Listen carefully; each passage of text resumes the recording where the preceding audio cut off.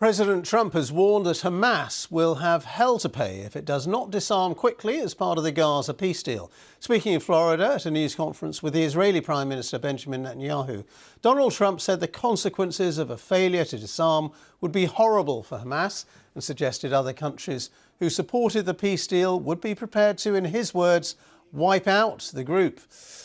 Well, let's talk about what's going on now in Gaza in particular. We can speak to Amjad Al-Shawa, who's director of the Palestinian NGOs Network, an umbrella group of Palestinian aid agencies in the Palestinian territories. Thank you very much indeed for being with us. Well, we have this fragile ceasefire in Gaza. What is the condition like at the moment for the people who live there? Thank you, and let me wish you all Happy New Year from Gaza City, which is almost totally destroyed. 90% of the buildings, infrastructure, homes destroyed. About 1.5 million of the Palestinians lost their homes. About 900,000 people are staying in tents in very critical moments due to the winter time.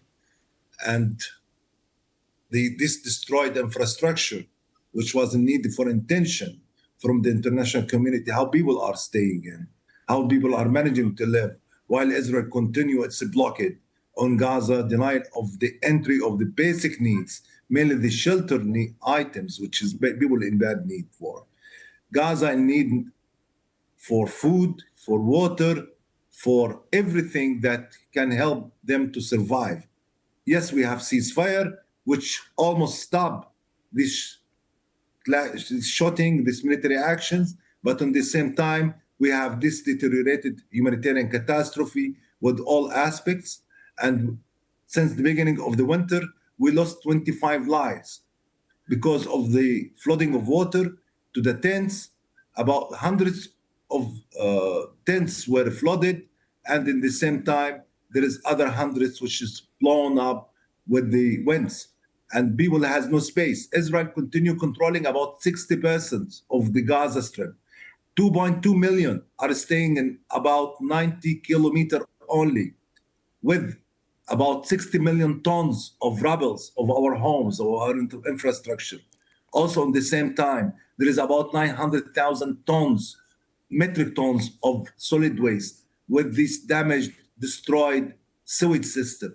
So people, it's horrible situation in all aspects. OK, and just very briefly, I mean, already a desperate situation in Gaza, and the winter and the weather just making it worse. Yes, sure. And already these sites, the tents were flooded by water, by sewage, by all means that we have no other options. We have no spaces. And at the same time, Israel continued denial of the basic shelter items as caravans, as the same time tents. What had been entered from tents, it's about 60,000, while in need is 300,000.